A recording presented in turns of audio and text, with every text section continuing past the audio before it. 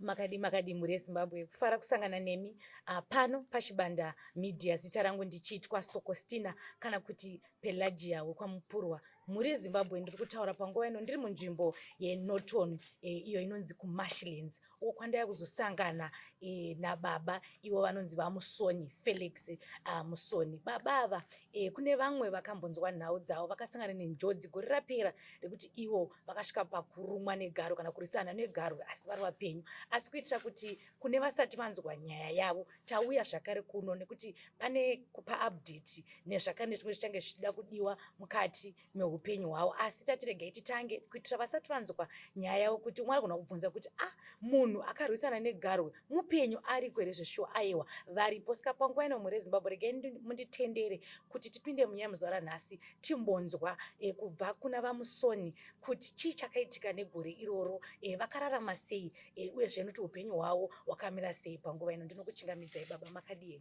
Tinofara hedu kuti makadiyo. Tiripo.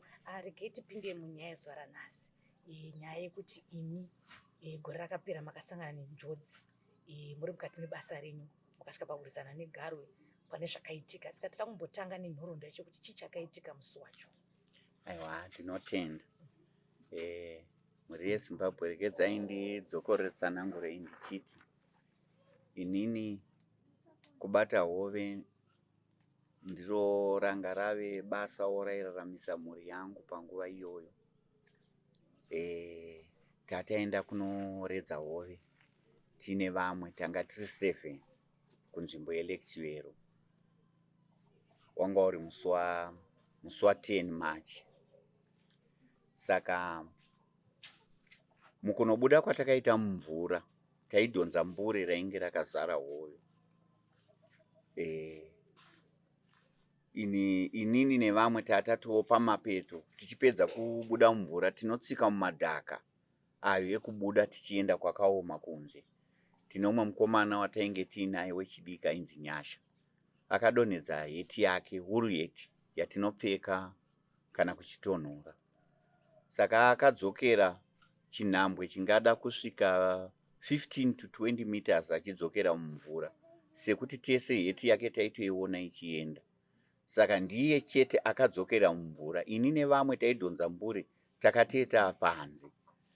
Nyasha anhonga heti yake akabva atendeuka achitarisa kwatatiri, asi akaita kakuvhunduka ari mumvura imomo achibva adedzera kuti mukoma ndadhumwa. Ini ndini ndaitotaurisa musi wacho ndikatomuti nhai Nyasha, unoda kufira here heti yecoin, heti ye50 cents? Wadii kusiya heti iyo yaenda?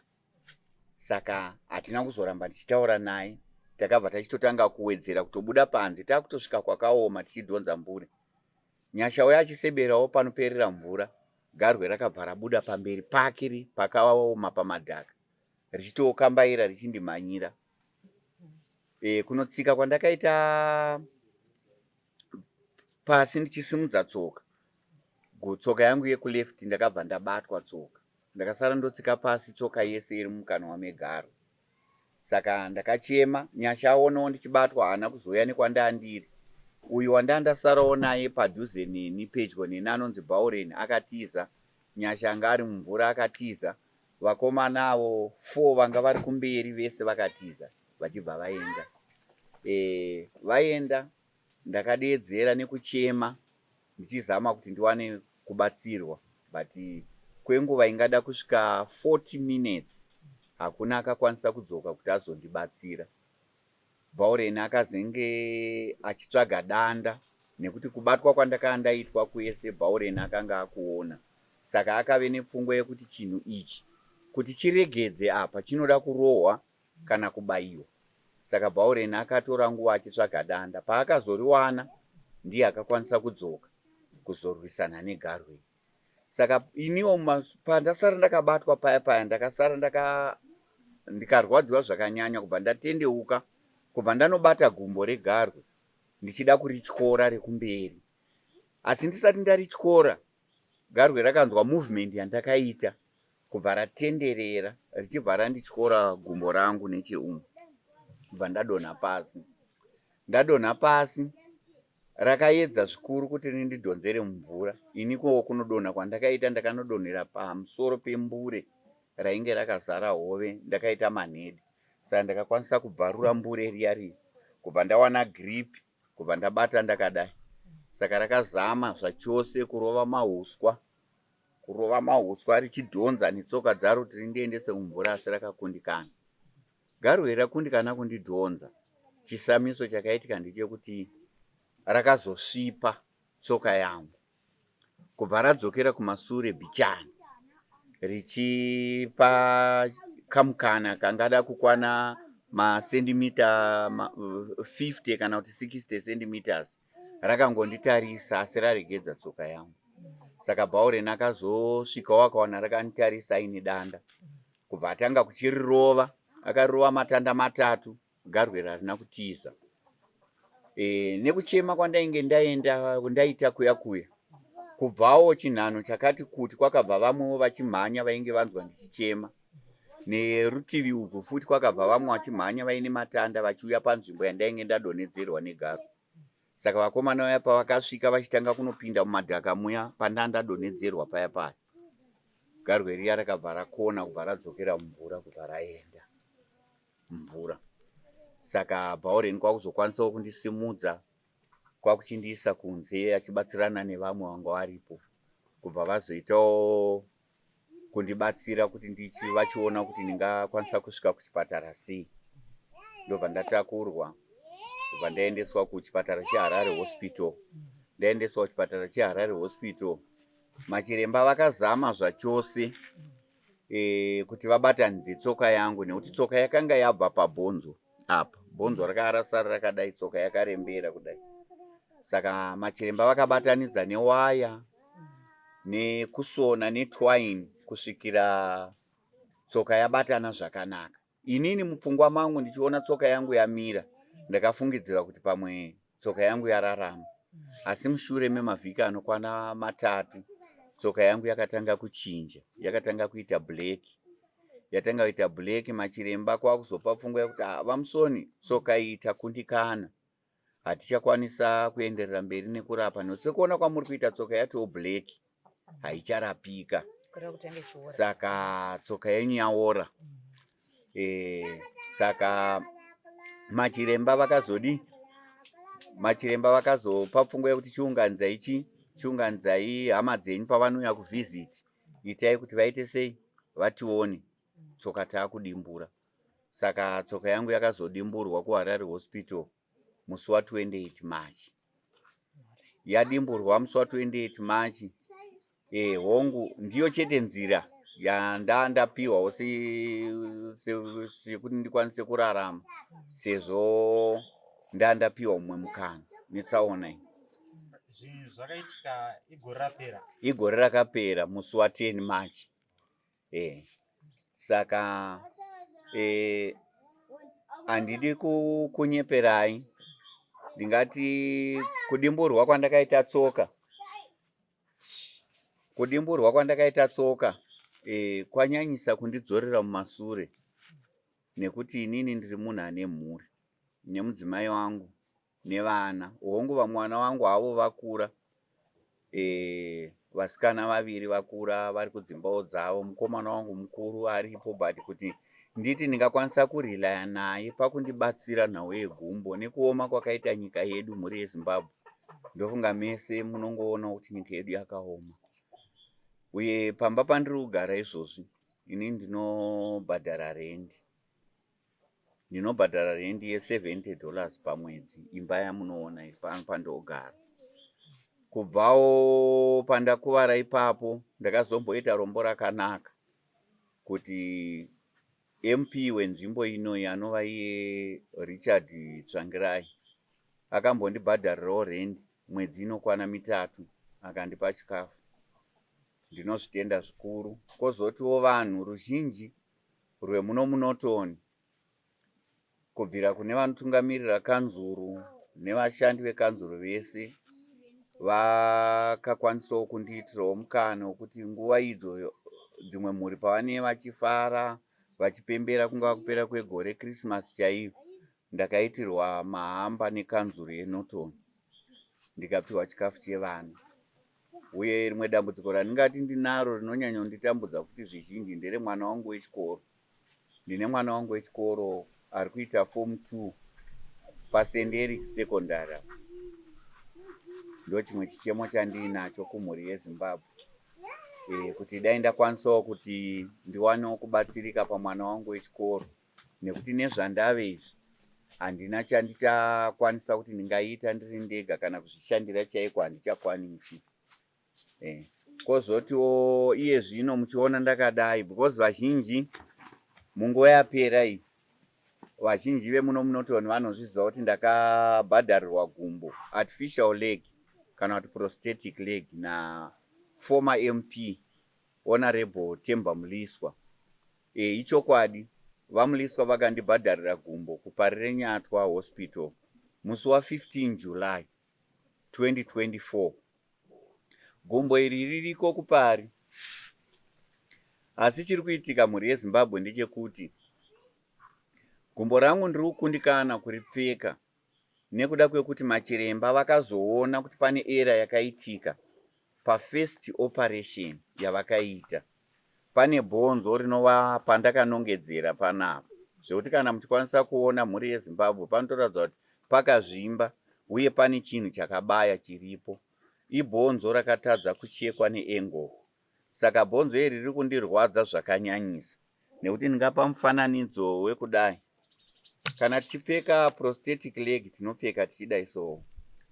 Saka bhonzo ramuri kuona iri pandinopfeka prosthetic leg riri kubaya kumadziro uku, zvekuti handichakwanisa kufamba, ndobva ndagara pasi. Saka machiremba vakandikurudzira kuti ndidzokere kwandakaitwa operation kuHarare Hospital ndinogadziriswa bhonzo iri kuti pandinozopfeka prosthetic leg rirege kundirwadza. Saka kubva gore rakapera ndiri kuzama zvachose mhuri yeZimbabwe kuti ndikwanise kuwanirwa zuva rakakodzera iro randingapinda mutheater kuti ndigadzirwe bhonzo. Asi ndinoonawo sekuti zvinenge zviri kurema because kuchipatara kwacho nguva zhinji kune kuchinzi kwakazara nema-emergency. Saka zvanyanyisa kundibata, zvanyanyisawo kundirwadza semunhu ave neshungu yekuti dai ndakwanisawo kuti ndifambe zvekare ndishandire mhuri yangu. Ndingada kuziva baba kuti zvese zvamuri kutaura zviri kudiwa zvacho, mungava mune estimated here amount yamuri kuti ndo ingada kudiwa kuti mukwanise kuiswa gumbo iroro? Ndingati iye zvino ndisingadi kukunyeperai mhuri yeZimbabwe ndechekuti zvimwe zvezvinhu zviri kudiwa kuchipatara ndakanga ndatengerwa navamuliswa. Ndinazvo panapa. Ndine madhiripi aya, madhiripi nemajekiseni, zvinhu zvangu zvese ndinazvo panapa. Izvi ndakanga ndatengerwa zvinhu izvi navamuliswa. Zvinhu zvangosara apa zvishoma, zvichida ndichanotangidzwa kuitwa futi matesti, nekuti iye zvino vakanditi ndimbodzokera kumba sekuti kwakaita ma-emergency yevanhu vakaita accident kuBait Bridge, vakaunzwa kuHarare Hospital, hanzi vane matumbu ari panze 7. Saka zvinova zvakatozokanganisa kuti ini ndichioparetwa. Saka ndakanzi ndofanirwa kudzoka kuchipatara musi wa10 March. Saka maonero andiri kuita ndeyekuti zvinogona kuda mari ingasvika 120 US dollars, nekuti chinonyanya kudhura kuchipatara matesti eropa, chest x-ray nezvimwe zvingadaro zvingada kuitwa munhu usati wapinda mutheater. Asi zvizhinji ndakanga ndatengerwa hangu navamuliswa. Tivatenderi vamuliswa nepawasvika. Saka ko zvinenge zvakasara ndechekuti pawanike mari mukwanise kugadzirwa bhonzo iro. Alright. Ndingangodzoka kumashure baba tiri kukurukura hedu nokuti tiri kuona kuti this is a testimony. Ichokwadi. Hauna paunorwisana negaro, sekutaura kwandita pekutanga kuti mwana anogona kuti munhu anorwisana negaro ogoramba ari mupenyu sei. Ini ndikada kuziva kuti imimi manga mane nguva yakareba sei muchiita basa irori rekuredza kuti muraramise mhuri yenyu? Inini ndandauda kusvika makore anokwana 17 ndichiraramisa vana nehori. Saka pa17 years apa mairarama sei kuti musasangane nawo comrade? Pamwe pacho ndingati mugore ra2021 kubva 2021 2022 2023 and 2024 iyeyi ndine vanhu vakawanda zvizhinji vandaitonunurawo vakutoenda ndichinorwisana nemakarwa ndichitora mumwe wedu anenge abatwa akutoendwa naye and vakomana ivavo varipo nanhasi vandakanunura ivavo. And imwe testimony yandingada kukupai ndeyekuti musi wa 14 February iye 2024 iye 14 February inini ndainge ndichitori nemumwe wangu wandaisenza naye takataenda kunobata hove tiri 6 kune imwewo nzvimbo. Ndini ndanchitori mukati memvura pakunoti vakomana chipindai mundichingure, mbure riri kunetsa kudhonza, pindai mundichingure. Mukomana iye akatomhanyiswa negarwa akabatwa achiuya kuzondichingura. Raakutoenda naye kwakadzika, ndakakwanisa kunorwisana negarwe iroro tikamununura mukomana iyeye. Ariko ari kutorarama, anonzi Bob Rigas. Asi aye zvino ake akugara kuKaroi. Saka musi wa14 iwo ndakakwanisa futi kuenda naye kuHarare Hospital ikoko tichinomurapisa. Then mushure memasondo 2 kana 3 ini ndini ndakazenge ndakuchipatara ikoko. Vanhu vekuchipatara kuHarare Hospital vachitoshamisika kuti ko zvaita sei. Nguva zhinji ndakararama nenyasha chaizvo. Nekuda kwenguva yedu regai tisvike patiri kupendera nyaya yedu mapanhorondo muri Zimbabwe ivanga vachinzwa muchipanhorondo nekubatsirwa kwamakaitwa kubva pakutanga kusvika nhasi neupdate yamapa kuti zvamakuda. Panguva ino ndoda kuti kana muchikwanisa mutaure nhamba dzenyu kuitira kuti vachada kukubatsirai kuti mugone kupfeka gumbo renyu rakatengwa asi vangosara zvinhu zviri kudiwa nemadhokta. Munogona kuzitaura panguva ino. Amen. Kune vangada kana kuti vanokwanisa kundibatsirawo nezvavanenge vainazvo vanokwanisa kundibata panhamba dzinoti 0772 525 007. Nhamba idzodzi dziri registered paEcocash muzita rinoti Felix Z Musoni. Ndingadzokorora futi nhamba zvekare 0772 525 007.